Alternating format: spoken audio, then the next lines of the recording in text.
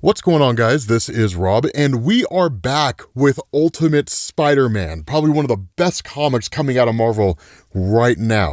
Now, of course, in the last video, which as always, we have a playlist if you need to get caught up, it turned out that Harry Osborn didn't actually die, that it was all an illusion created by Mysterio. We'll talk more about that here in a second. But one of the first things that happens is Harry goes to visit Uncle Ben. Now, again, it's a cool scenario here and a cool explanation because Uncle Ben isn't really caught off guard by any of this. And a lot of it just kind of makes sense given the state of the world.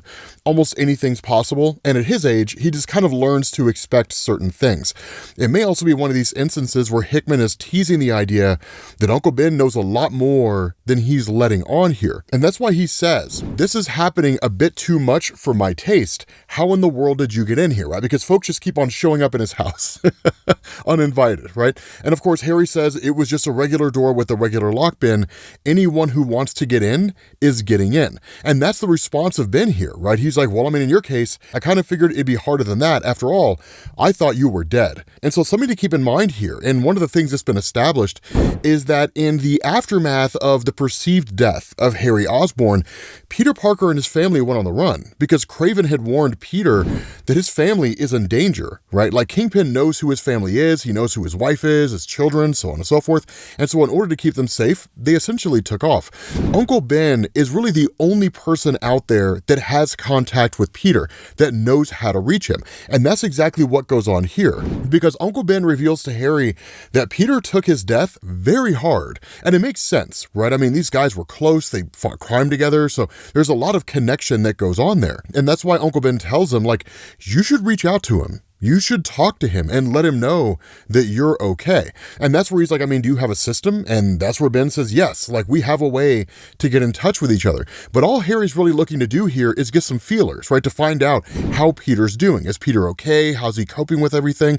And that's the response of Uncle Ben, right? I mean, look, he's doing well enough, man, but like he thought you were dead, right? He thought you were gone and out of the picture. So he's doing as well as anybody can do under that situation. But what's really ominous here is that he tells Uncle Ben, right, like you need to keep your head down because things are about to get very, very serious. And the response of Ben is like, you say that as if they haven't been that way already.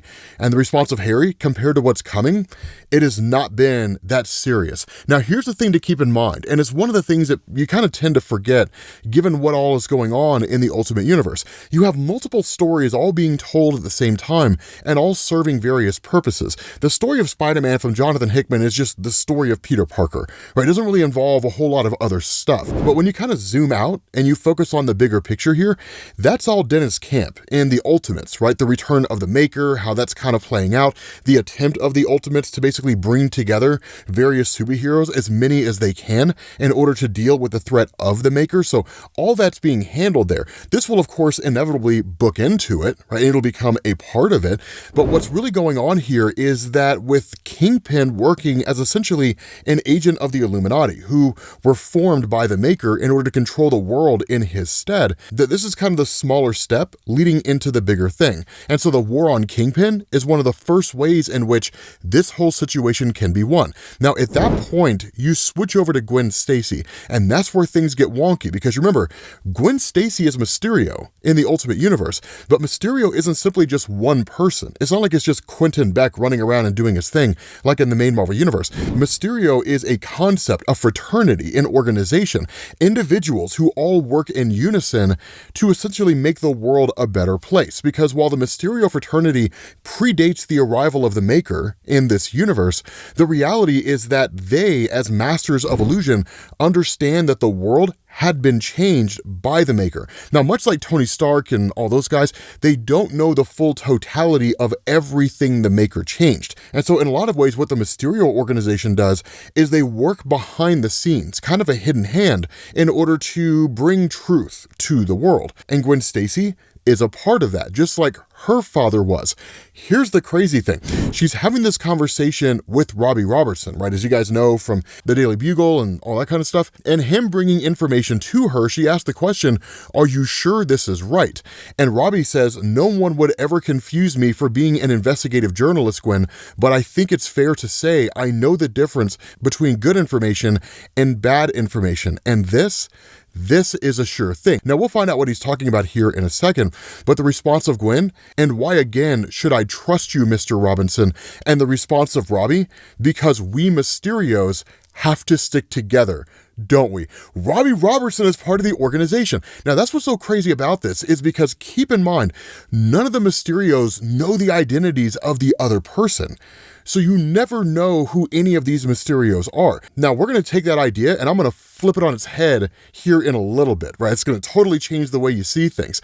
But the response of Gwen, we do. Thank you, right? So now she knows Robbie Robertson is on her side. So the information he provides is beyond contestation because they're both fighting for the same cause. And so at that point, the whole meeting is interrupted, right? When Gwen Stacy's told, right, your 4 o'clock is here, they've arrived a little bit early. Robbie Robertson, of course, ends up leaving and passes Kingpin and Wesley. Now, of course, she says, you know, have a seat and that kind of thing. And Kingpin just says, I won't be staying long. And he actually says one of the coolest things. I love the way that Hickman handles Kingpin in this comic because he always gives the best lines, right? He says, I'll do you the courtesy of not pretending that your husband was the one who actually ran your father's company.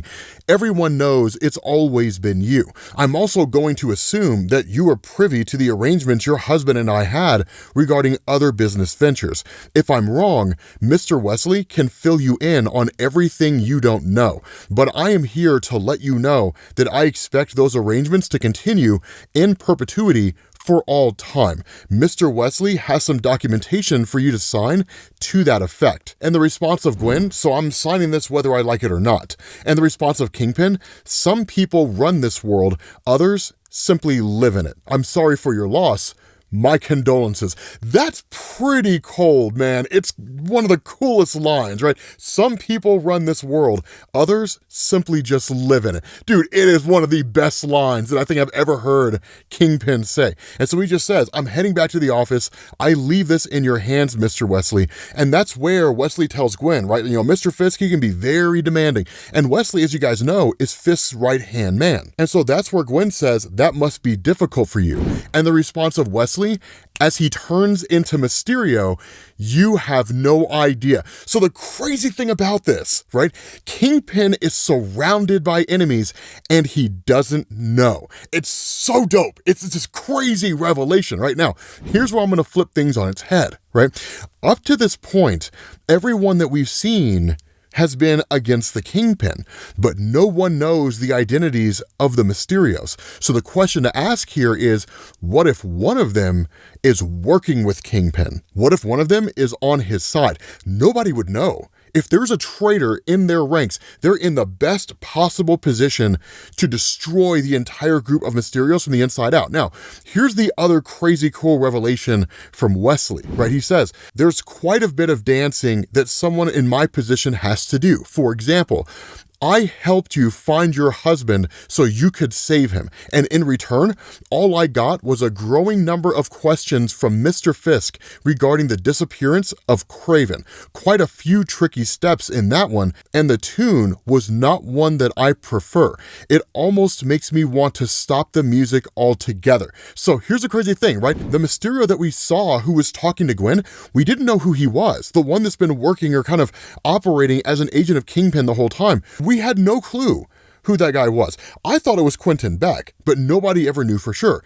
It was Wesley, right? And that's where Gwen says, but you would never do that, right? You would always play your role just like you're supposed to. And he says, yes, because I have a commitment to our cause. And she says, speaking of which, I think you have something that belongs to me. And in turn, he takes the Mysterio amulet and hands it to her. Now, that's one of the things that we covered in the previous revelation of Gwen Stacy being Mysterio in the Ultimate Universe. The amulet changes hands. It shifts from one person to the next. And so while the amulet usually shifts from one person to the next in a somewhat mysterious way, that the reality here is that Wesley kind of revealing everything to Gwen, she seemed to already know who he is. So again, this kind of flies in the face a little bit with the idea that the Mysterios don't know who the other is. It's entirely possible they do, right? That little bit of history hasn't necessarily been revealed to us yet, because for the most part, all we have are context clues. When it came to the other Mysterios that were there, their faces were shrouded in darkness, so it's entirely possible that Gwen saw them.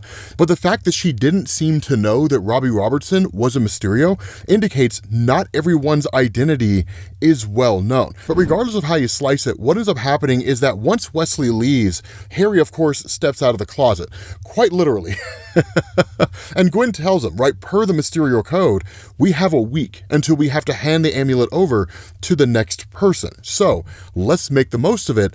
Let's go to war. And so what ends up happening is that Harry basically goes down into this kind of hidden bunker where Otto Octavius is continuing to work for him. Now, again, that was one of the cool revelations from the Ultimate Universe, that what we would traditionally see as being the normal villains of Peter, that it's not universal, that Otto Octavius, while he's not Dr. Octopus as we know him, is basically the tech guy, right, for both Peter and Harry. He's the one that offered improvements to Peter's suit and improvements to Harry's suit, and even tried to decipher and understand the very nature of Peter's suit as it had been designed by Iron Man using picotech. Now, that technology was far beyond Otto, but he was able to figure out some of it. And so with the Green Goblin, it has an AI inside of it. And that was Jonathan Hickman's way of splitting the difference between the traditional Green Goblin mythos, where you have like Norman Osborn and his Green Goblin persona, right? These two personalities vying for control, and this more updated telling of the Green Goblin story within the Ultimate Universe. And so you're going to kind of see this play out in a pretty cool way, because one of the things that goes on is that in this conversation between the two, Harry reveals to Otto that he does have money stashed away, but there isn't a whole lot of it. There's only so much to go around. So the things that Otto needs to be absolute things, right? If you don't need it, I will not buy it. So only make requests for the things that you need. And so he says things like, I do need a particle accelerator, and I do need a pocket-sized nuclear reactor. Now, why it is that he would need that, we don't fully know. But clearly it's because of the tentacle arms. 100% it's going to be for that, and that would be dope. Of course, he also reveals that because he's the one that has been keeping eyes on the Peter Parker residence, right? He's the one that kind of built the protocols that if anything ever were to happen to any one of them, protective measures would go in place. So like people would follow the Parker family, things like that, even though the Parker family wouldn't know that they'd be there to keep the Parker family safe and so on and so forth. That he's basically bugged the joint in order to make sure that he would essentially know if anyone untoward comes roaming into the Parker residence with the intention of doing somebody harm. And so following that, when Otto leaves to go do his own thing, Harry starts talking to the suit, right? He says, all right, Dad, let's get this over with. This is where you kind of get the two sides of the coin, because traditionally the Green Goblin persona, of course, as most of you guys know, is the darker side of Norman Osborn, the part of him that's always trying to push him towards violence and, doing nefarious acts and things along those lines. While it's not really the exact same, it's not a one-to-one copy when it comes to the Ultimate Universe, it is very, very similar, because when the AI boots up, that Norman Osborn's consciousness, right, says, what is this? You've been gone, time has passed, mapping changes in brain patterns, downloading memories. You were captured, you were beaten, and you were broken. And the response of Harry, yeah, like I had a bit of a bad run. And his father's response, instead of being a kind of warm and welcoming person, as you would hope he would be, it's very much the relationship between Harry and Norman in the main Marvel universe, right? A bad run is fortune looking the other way. A bad run is unexpected weather and unforeseen circumstances. You didn't even know that your wife was Mysterio, which is no surprise, no great insight. After all, do you even know who you are, Harry Osborn? Do you even know what you are? And as Harry goes on this mission, right, with Norman Osborn, it kind of continues on, right? I'm tired of being ashamed of you. Do you hear me, son? I am weary of this shame that haunts me even after my death. It's time to prove yourself once and for all. And so at that point, you pick up with the information that was given to Gwen Stacy by Robbie Robertson, specifically where Mr. Negative and his forces are operating out of. And so when they get in there, they literally blow a hole in the joint that the immediate response of Harry is, nobody's shooting. Why is anybody shooting, right? Like, we just blew a hole in their building. Why aren't they firing? And then he realizes none of them are holding guns. And the response of Gwen, it's too volatile an environment for guns. When Mr. Negative and his demons took over the neighborhood, they hid this weapons factory inside a residential building. The people who could leave did. Everyone that's left didn't have anywhere else to go. And now they're forced to work here in a demon bomb factory, exporting this specialty. Now, of course, the demons attack as you would expect them to, right? I mean, of course, you have two guys who show up here that aren't supposed to be here.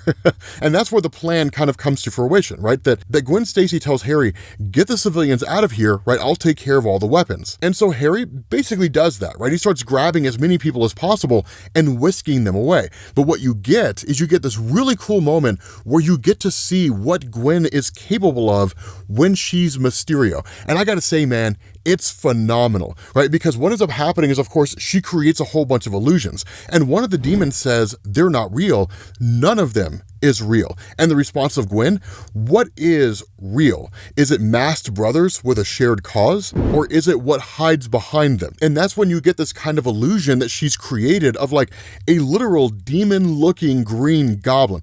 I do love the fact that Gwen Stacy as Mysterio is ruthless. Like, she is cold and ruthless, and it's phenomenal. Like, it's one of the coolest developments of her character that I've ever seen in Marvel Comics. And yet again, you pick up with Harry Osborn getting civilians out of the building, and his father is still chirping in his ear. This is the manner in which you've chosen to prove yourself, son. I suppose I shouldn't have expected anything else. After all, that's how you decided to treat my company, your birthright, my pride and joy, and you pawned it off on your wife so you could go play hero. Now look at you, dealing with the rabble while she handles the bad guys. I suppose that means she's better at that than you are as well. And where Harry responds by saying that he's saving people, the response of his father is very telling, because he says, small people make small moves, Harry, and at your core, you will always be a failure. And that, disappointingly, is my greatest failure. I hoped that you would be better. So it's a very dark and twisted statement made by his father. Again, it harkens back to the old school Spider-Man comics, the relationship between Harry and Norman in the main Marvel universe. And one can't help but ask why it is that this AI is so dark in how it treats Harry. But once they both get out of the building, right, that what ends up happening is Harry asks, like, did you defuse all the bombs? And the response of Gwen, I never said anything about defusing the bombs. And the whole building explodes. Now this takes Harry by surprise, and it's one of these things where it's a bit of a turn from what he's traditionally used to, because keep in mind, in that whole moment when they were down in the Savage Land and Craven had a gun, right, and he was chasing after Harry and he was chasing after Peter, Peter got the upper hand on him and had him subdued. Harry kept telling Peter, you have to kill him. If you don't kill him, he will come back. He will always come back. He has to die. It's the only way to keep us safe. And now it's the situation where you have a kind of act of terrorism. But the big difference between these two, right, between what was happening in the Savage Land and what's happening here, kind of comes by way of Gwen. Because Gwen says, no, right, I told you I would take care of them. And there it is, taken care of. The response of Harry, these people could have gotten hurt. People could have been killed. And that's kind of the difference, right? Harry is willing to do whatever needs to be done, and he's willing to destroy whatever needs to be destroyed in order to take out his enemy, so long as there is no concern of collateral damage and innocent life being caught in the crosshairs. For Gwen, she doesn't really seem to mind that all that much. Now, a lot of that seems to be rooted in the idea that for the Mysterios, the cause is more important than any one individual's life. Saving the future, defeating the Maker, setting the world back to the way that it's supposed to be is drastically more important than saving a regular person. And while that may very well be true, it doesn't necessarily give you carte blanche to just indiscriminately allow people to die, even though you could save them, right? There is still that old school Spider-Man mantra, with great power must also come great responsibility. And that's what Harry says, right? Because she asked the question, did you get everybody out? And his response, yes, I think so. There were no more heat signatures inside. What were you thinking? And that's where the brutal nature of Gwen comes to bear. And in a lot of ways, Harry is seeing a side of his wife that he didn't know existed before, because she says, we're at war with a generational enemy, Harry. You know that. So we have to do whatever is required. I don't know why you're surprised by this. You were saying the exact same thing a few months ago. We do what has to be done. And so at that point, you pick up with Peter, right? And Peter basically meets with the guy in the trailer park, who's the dude that taps into like satellites and all that kind of stuff. But basically, he's the way in which Peter is able to talk to Uncle Ben. There's still a trace. And he tells him, you have 90 seconds, right, before the powers that be realize this phone call is going on, and then ultimately come after us in this location, right? And so, of course, you have Uncle Ben kind of doing his normal thing where he talks in a very nonchalant way, as if nothing serious is going on. It's usually one of these things where Uncle Ben talks where he's talking like somebody's asking him if he wants a newspaper subscription or something along those lines, but he tells Peter, someone wants to talk to you. And that's when Harry gets on the phone, totally catches Peter by surprise. And truth to tell, I did not expect Hickman to do this soon. I expected it to be a little while before Harry got the news, but obviously Hickman's fast tracking this because keep in mind, we only have 6 months here in the real world, in real world time. We only have 6 months until the Maker re-emerges. One of the things to remember, the Ultimate Universe comics, they track in real time. It's like Earth 98, right, from Marvel's multiverse from way back in the day. But that's why Harry tells him, yeah, it's me, it's a long story, but you need to come home because I need you here. With that being said, guys, we're going to bring this video to an end. Again, this is a world building issue, but all these things will be important. And for a lot of you guys who are asking, why isn't Mary Jane Watson important? Why isn't she doing anything meaningful? I have a sneaking suspicion Mary Jane is going to play a very significant role in the Spider-Man comics. Either she's going to die, just like Gwen Stacy died in the main Marvel universe, or she's going to end up becoming probably some kind of a spider person. Anyway, guys, we're going to bring this to an end. Thank you all for watching. I will catch you guys later. Peace.